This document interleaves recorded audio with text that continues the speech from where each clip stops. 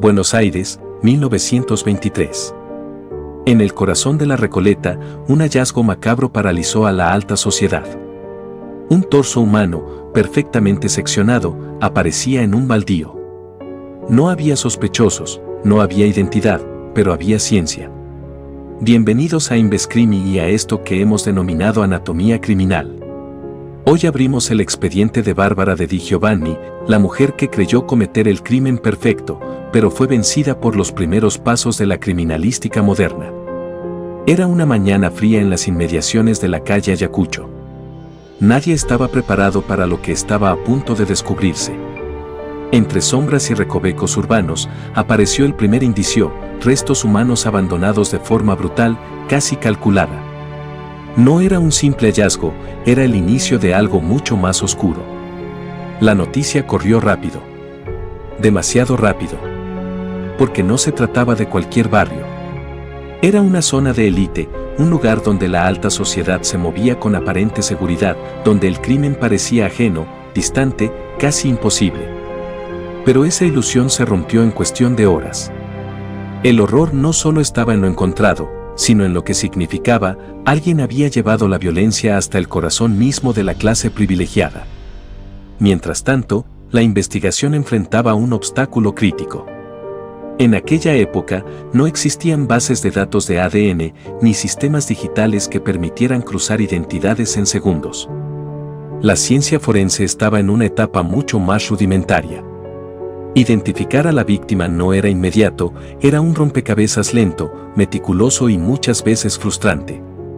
Cada fragmento hallado debía ser analizado manualmente. Rasgos físicos, vestimenta, objetos personales, cualquier detalle podía ser la única pista. La reconstrucción de la identidad dependía casi exclusivamente de la observación y la experiencia de los peritos. Tras el horror inicial, la investigación comenzó a reconstruir lo impensado. Detrás del crimen no había un arrebato, había planificación. Bárbara de Di Giovanni no actuó sola. A su lado, su cómplice y amante, Nicolás Fossati, compartía no solo el secreto, sino también la responsabilidad de hacerlo desaparecer. El objetivo era claro: deshacerse del cuerpo de Alberto Chiavo sin dejar huellas. Pero en ese intento desesperado, cometieron el error más común: subestimar a la evidencia. El traslado de los restos no fue limpio. Nunca lo es. Y es aquí donde entra en juego uno de los pilares fundamentales de la criminalística moderna: el principio de intercambio de Locard, formulado pocos años antes, se manifestaba en estado puro: todo contacto deja un rastro. En los restos, los peritos encontraron elementos que no pertenecían al baldío, fibras textiles específicas y fragmentos de papel de envolver. Materiales ajenos al entorno. Materiales que viajaron con el cuerpo. Esa evidencia no era casual, era una firma silenciosa. También se encontraron pequeñas manchas de sangre, invisibles a simple vista, comenzaron a aparecer en lugares donde no deberían estar. Esas microevidencias, casi imperceptibles, funcionaron como un mapa silencioso que permitió a los investigadores reconstruir el recorrido del crimen. No se trataba de una confesión, se trataba de ciencia hablando. Cuando la policía allanó la vivienda de Bárbara de Di Giovanni, encontró la correspondencia perfecta, una alfombra con faltantes en su tejido, y el resto del mismo rollo de papel utilizado para envolver los restos. La conexión era directa. Irrefutable. El criminal había hecho exactamente lo que Locard predijo: llevarse parte de la escena y dejar parte de sí mismo en ella. El médico forense de la época, trabajando con herramientas mucho más limitadas que las actuales, realizó una tarea clave: estimar la data de muerte. Sin tecnología avanzada, recurrió a la llamada tríada clásica: algor mortis, livor mortis y rigor mortis. 3 procesos biológicos inevitables que convierten al cuerpo en un reloj. Al analizar los restos de Alberto Chiavo, detectó un dato clave: la rigidez no estaba completamente instaurada en todas las partes del cuerpo. Algunas zonas aún presentaban flacidez. Esto activó un principio fundamental, la ley de Nisten, que establece que el rigor mortis progresa de manera ordenada desde la cabeza hacia los pies. Si esa progresión estaba incompleta, había una conclusión inevitable: la muerte era reciente. El cuerpo no llevaba más de 24 horas en el baldío. Ese dato, aparentemente técnico, tuvo un impacto directo en la investigación, redujo drásticamente el universo de sospechosos. Ya no se trataba de cualquiera, sino de alguien cercano, alguien con acceso inmediato al lugar de descarte. El tiempo, literalmente, señalaba al culpable. Y entonces, la escena comenzó a cerrarse. Por otro lado, el cuerpo no solo hablaba del cuándo, también del cómo. El análisis de los cortes reveló algo inquietante. Alberto Chiavo había sido seccionado con una precisión funcional, pero no anatómica. No eran cortes quirúrgicos. Eran cortes instrumentales. Las marcas sugerían el uso de herramientas comunes, posiblemente un serrucho de carpintero o cuchillos de carnicero. Había irregularidades, resistencia ósea vencida por fuerza mecánica, no por conocimiento médico. Esto descartaba a un profesional de la salud. Pero habría otra hipótesis, alguien con fuerza física, o más de una persona involucrada. Y en ese punto, la figura de Nicolás Fossati cobraba un nuevo peso dentro del esquema criminal. Ahora bien, había otro detalle aún más revelador. En el baldío, no había sangre. Ni acumulación, ni proyección, ni patrones de impacto. Nada. Eso llevó a una conclusión técnica fundamental: ese lugar no era la escena del crimen. Era una escena secundaria. Un sitio de descarte. La escena primaria, donde ocurrió el homicidio y el desmembramiento, debía ser un espacio cerrado, controlado, donde los autores tuvieron tiempo suficiente para ejecutar y manipular el cuerpo sin interrupciones. La búsqueda, entonces, cambió de eje. Ya no era donde apareció el cuerpo, sino donde había sido destruido. Lo que Bárbara y su amante creyeron que era un plan perfecto, se desmoronaba pieza por pieza.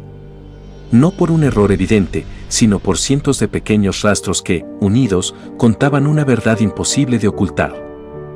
Pero todo crimen tiene un núcleo, un motivo que lo impulsa. En este caso, no fue la ira. No fue el miedo. Fue algo mucho más frío, la ambición. Detrás del asesinato de Alberto Chiavo se encontraba un objetivo concreto: el cobro de un seguro de vida. Una suma de dinero que, en su mente, justificaba lo injustificable. Para Bárbara de Di Giovanni, la muerte no era el final, era el medio. Pero el móvil económico, por sí solo, no explica la brutalidad del acto. Aquí es donde la criminalística da un paso más allá, y entra en la anatomía del comportamiento. El crimen no fue impulsivo. No hay señales de descontrol emocional inmediato. Hubo una secuencia lógica: decisión, ejecución, ocultamiento. Eso define una conducta organizada. Bárbara no reaccionó, planificó. La elección del momento, la participación de su cómplice, Nicolás Fossati, y el intento de deshacerse del cuerpo mediante el descuartizamiento, indican algo más profundo: una intención clara de eliminar evidencia, de fragmentar no solo el cuerpo, sino también la identidad de la víctima. Y ahí aparece el elemento más perturbador. El descuartizamiento no es solo una acción práctica para ocultar un cadáver. Es una conducta de alto impacto psicológico. Requiere tiempo, contacto directo con la víctima y una desconexión emocional significativa. No es un acto que se sostenga desde la improvisación, exige determinación. Ahora bien, el contexto histórico añade otra capa de análisis. En una época donde el rol femenino estaba estrictamente ligado a la pasividad, al hogar y a la obediencia, Bárbara de Di Giovanni rompe con ese esquema de forma radical. No solo participa en el crimen, lo ejecuta activamente. Toma decisiones, interviene en la disposición del cuerpo y sostiene el encubrimiento. No estamos ante una figura manipulada o secundaria. Estamos frente a un perfil que desafía las construcciones sociales de su tiempo, una mujer que adopta un rol activo, dominante y funcional dentro de un delito complejo. Esto no la hace excepcional en términos de capacidad criminal, pero sí la convierte en una anomalía dentro de su contexto histórico. Y es precisamente esa combinación, ambición económica, planificación estructurada y ruptura del rol social, lo que define la verdadera anatomía de este crimen. No fue solo un asesinato. Fue una decisión calculada. Y entonces, la investigación deja de ser una hipótesis. Se vuelve dirección. Cada rastro, cada fibra, cada mínima mancha, apuntaba al mismo lugar. No era casualidad. Era convergencia.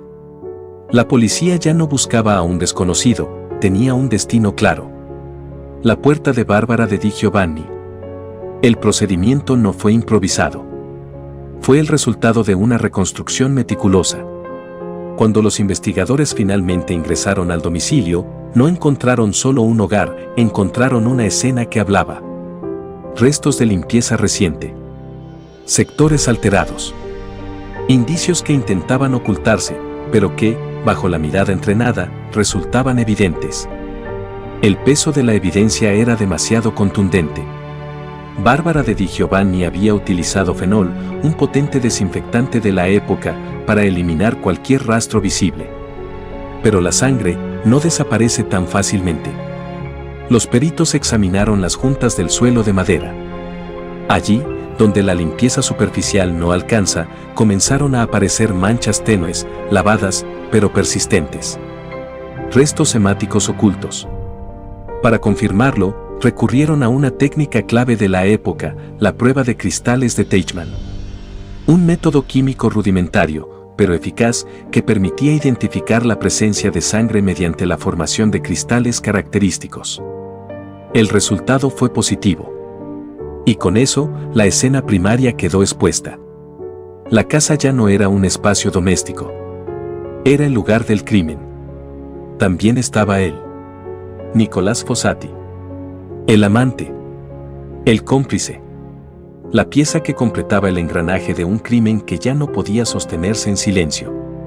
La verdad, finalmente, había llegado a la puerta correcta. El proceso judicial no tardó en convertir el horror en sentencia. Barbara de Di Giovanni fue condenada a muerte. Un hecho sin precedentes, se convertía en la primera mujer en recibir esa pena en la historia argentina. Pero el destino aún guardaba un giro más. La condena no se ejecutó.